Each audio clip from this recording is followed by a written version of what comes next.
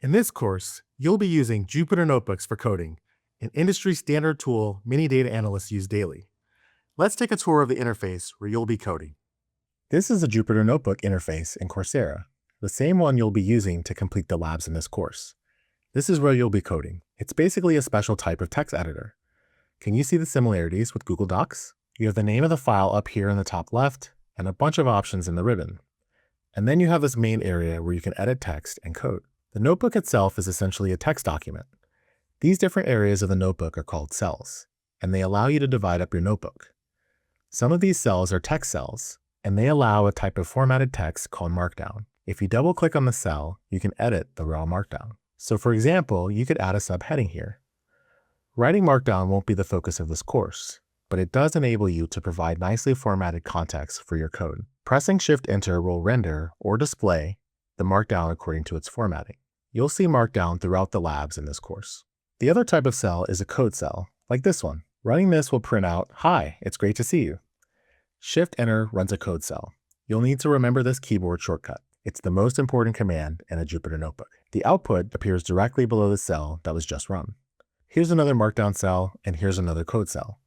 Don't focus on the code too much, but if you hit Shift-Enter again, that will run the code. You can also click the Run button up here in the toolbar. If your code is taking a really long time to run and you need to interrupt it, you can press the Stop button. And if you want to start all over with a clean slate, you can hit this Restart button, and that will reset everything to the way it was before you ran any code. This plus button allows you to add a new cell. You can add new cells in any of the practice or graded labs to experiment. The numbers on the side of each cell indicate the order that you ran them, which helps you keep track of where you are in your code. If you run a cell again, the number changes. Looking at the ribbon up top, you won't need to use most of these options. One useful option though is Edit Clear Output of all of the cells. Sometimes output can get quite long and you may want to clean up your notebook. In Settings, you can change to the dark theme if you want to feel like a cool hacker. And under the theme menu, you can increase the font size of the code or markdown text. Notice this kernel menu. This notebook is basically a big text file containing your commands for the computer. It doesn't run the commands by itself. For that, you need the kernel.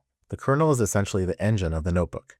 It is the part of your computer that actually takes the commands and runs them. You don't need to worry about these kernel options, but it helps to know what the kernel is. Above the notebook, you'll see this option for Coursera Coach, which is a built-in LLM chatbot you can access at any time while coding. You'll see it in action throughout the videos as well. So if you ask, "What is Python for?" the coach will give you a response.